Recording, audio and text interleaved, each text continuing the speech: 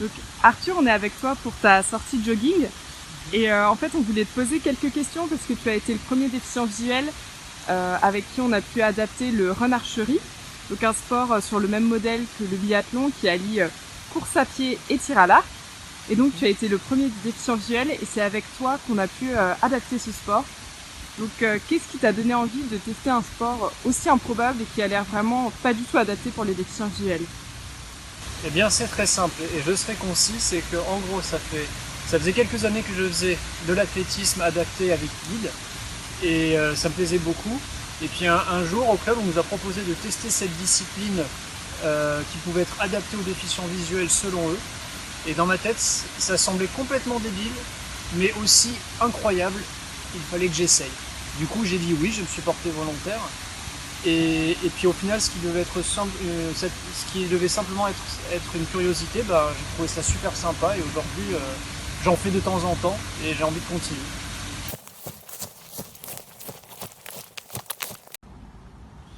Alors Arthur, deuxième halte, deuxième question.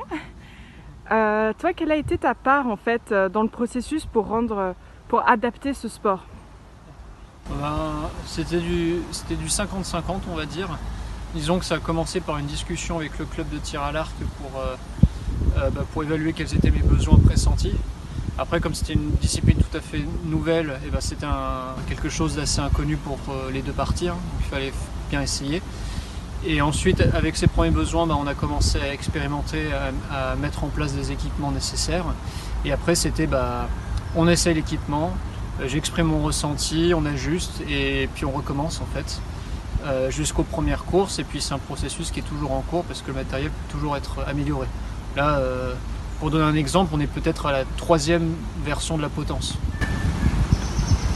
Et ça en fait ça a été possible parce que justement toi avec ton expertise, tu pouvais directement exprimer tes besoins. Ah oui non, c'est super important de demander aux personnes concernées, hein, donc là handicapés visuels, quels sont leurs besoins parce que ce sont eux quand même qui ont besoin de tout ça.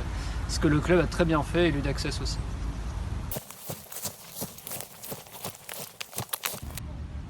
Donc Arthur, toi tu es malvoyant et tu as la vue qui continue de baisser au fur et à mesure. Donc se pose la question en fait de devoir adapter les loisirs pour continuer de pratiquer ses passions. Ah oui, notamment justement le run archery, ça c'est quelque chose que je ne pensais pas adaptable notamment pour les déficients visuels. Et le fait que ce le soit, ça élargit on va dire mon champ de vision. Et c'est vrai que du coup c'est quelque chose qu'il faut bien garder en tête dans sa vie, hein. J'ai vécu la même expérience avec la course que j'ai commencé il y a quelques années avec des guides, donc adaptés. Il y a aussi le théâtre que je fais dans mes loisirs. Et puis il y a notamment, je sais que petit je faisais des jeux vidéo et avec la vue qui baisse je pensais que c'était plus possible d'en faire.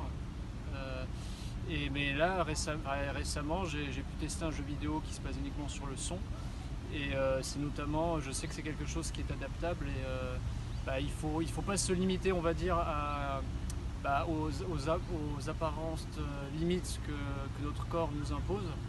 Et il faut continuer à chercher et à se documenter parce qu'on peut toujours trouver une façon d'adapter si on a envie de le faire, si on croise les bonnes personnes et si on se donne les moyens, c'est toujours possible. Donc la particularité des courses, c'est aussi que lors des compétitions, tu n'avais pas un départ à part, tu étais vraiment avec les valides. Oui, en même temps j'étais le seul handicapé, donc ça aurait été un peu triste la course. Mais non, ouais, j'ai couru avec les valides et je suis assez content parce que quelque part ça permet de mesurer la progression au fur et à mesure. Au fur et à mesure que je progresse, que l'équipement progresse. Et puis il y a un petit côté satisfaisant justement de me frotter un peu aux valides parce que je leur montre déjà que faut se méfier maintenant, les déficients visuels peuvent tirer à l'arc aussi. Donc voilà, ça peut faire peur.